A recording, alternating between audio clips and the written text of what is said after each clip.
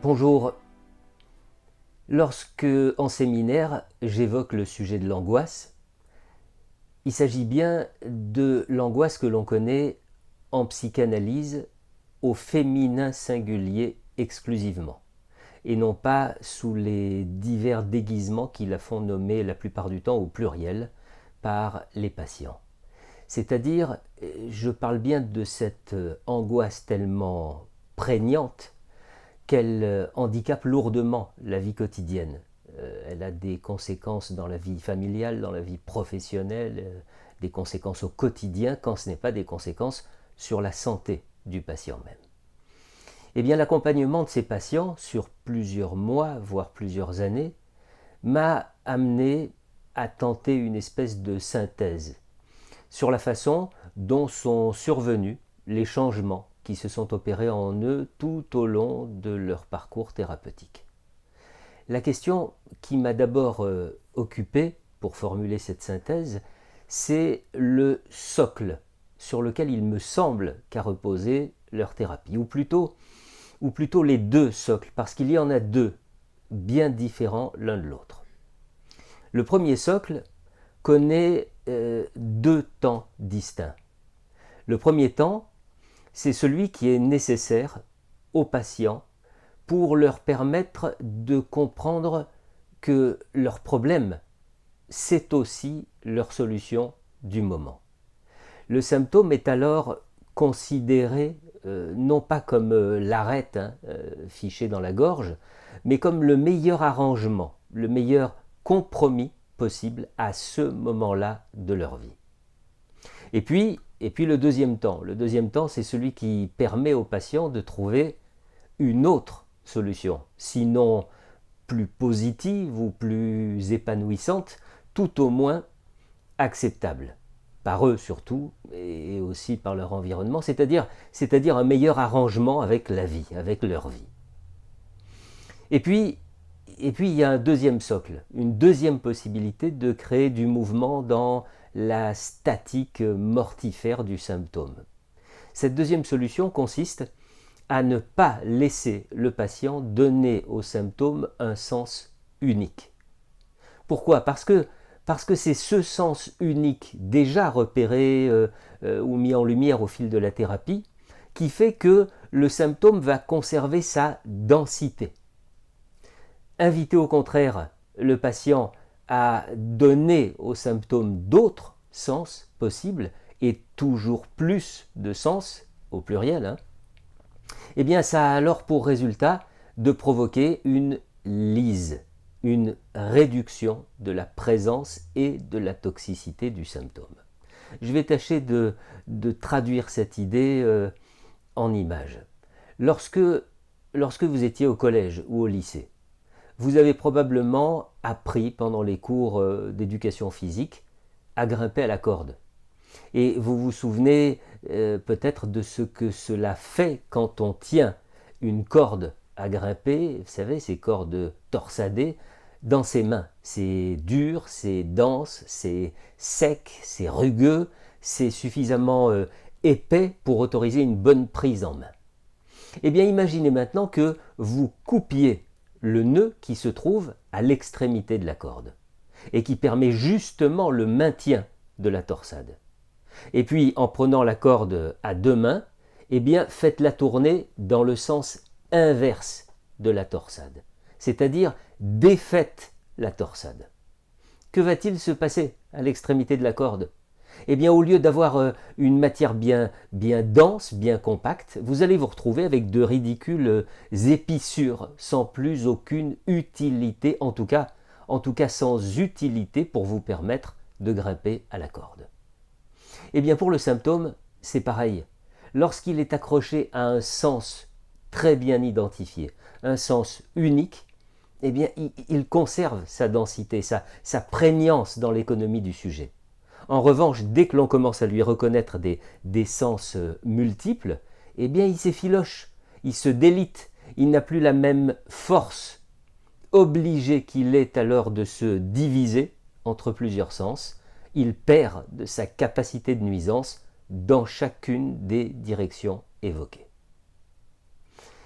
Le symptôme, apparaît donc comme une solution, la solution du moment pour chacun d'entre nous, le meilleur compromis possible.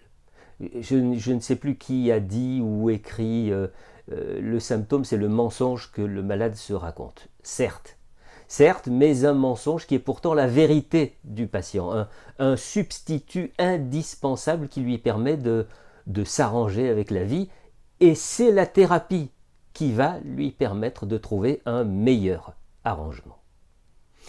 Cette évolution du pire au mieux, du douloureux au supportable, cette évolution est parfaitement audible pour le thérapeute. Au départ, le symptôme est pris comme, il est mis en avant comme un corps étranger. Voilà, un corps étranger dont le patient cherche à tout prix à se débarrasser. Ça me gêne, ça m'empêche de, ça ruine ma vie. On surprend même le patient dire mon symptôme, ma phobie, signe d'une appartenance au symptôme, d'une servitude au symptôme ou d'une appropriation du symptôme. Presque, vous savez, un petit air de familiarité avec lui. À la fin de la cure, le patient a appris à faire avec son symptôme, un peu comme on apprivoiserait un animal sauvage, ou encore comme on apprendrait petit à petit à faire la connaissance de l'étrange. Au début, l'on voyait juste la surface, la manifestation du symptôme comme l'expression d'un visage, et puis l'on découvre ce qui se cachait derrière l'expression. Et c'est pour parvenir à cette destination que les chemins de la psychanalyse et de l'hypnoanalyse divergent. Explication. En psychanalyse, le patient a les yeux ouverts. Le plafond, c'est un écran sur lequel il projette au début un matériau parfois très dense. Et puis, petit à petit, le flux verbal se ralentit. Et puis, un jour, il se tarit. Plus rien ne vient animer l'écran.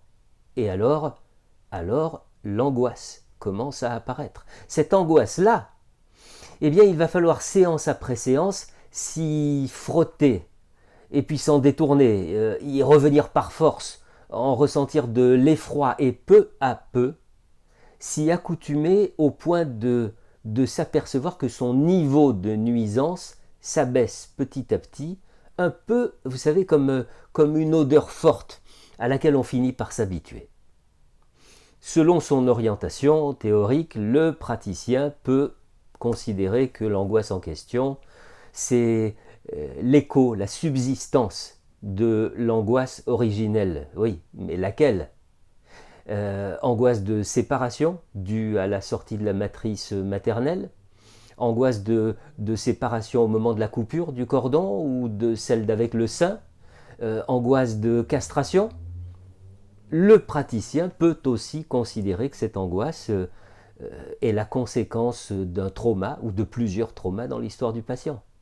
Mais quelle que soit la conception adoptée par le thérapeute, on s'aperçoit que d'une façon tout à fait naturelle, eh bien, l'accoutumance du patient à la proximité de l'angoisse qui lui est renvoyée par le plafond, c'est-à-dire rien, le silence du thérapeute, la virginité du plafond, l'absence de pensée ou d'image, eh bien cette accoutumance va déteindre peu à peu sur l'angoisse générée par le symptôme, c'est-à-dire celle-là même qui a fait entrer le patient en thérapie. Voilà, ça c'est ce qui se passerait en psychanalyse. En revanche, en hypnoanalyse, les choses sont différentes. Le patient a les yeux fermés. Séance après séance, il se familiarise avec le mode d'emploi de la transe.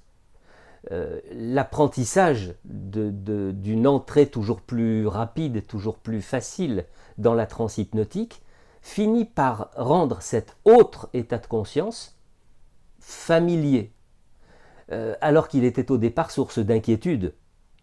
Et le lâcher-prise, parfois impossible à obtenir dans les premiers temps, va petit à petit s'installer.